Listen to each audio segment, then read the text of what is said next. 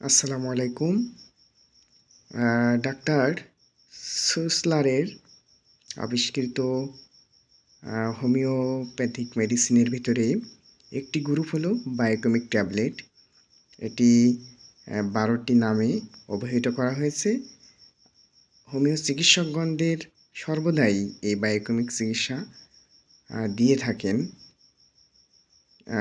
তার ভিতরে অন্যতম একটি মেডিসিন হলো ন্যাট্রামফস বা আমরা ন্যাট্রাম ফসফরিকাম হিসাবে অভিহিত করে থাকি।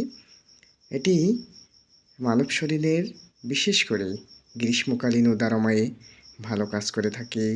যাদের মাথা ঘোরায়, রাত্রিকালীন ভীতিকর অবস্থা থাকে, উৎকণ্ঠা থাকে, সন্ধিবাত, মানবদেহের সকল স্রাবী হলুদ বর্ণ, বিশেষ করে জিহ্বার গোড়ার দিকে হলুদ বর্ণ থাকবে, তখনই আমরা এই বায়োকেমিক ট্যাবলেট ন্যাট্রাম ফসফরিকাম আমরা দিতে পারি।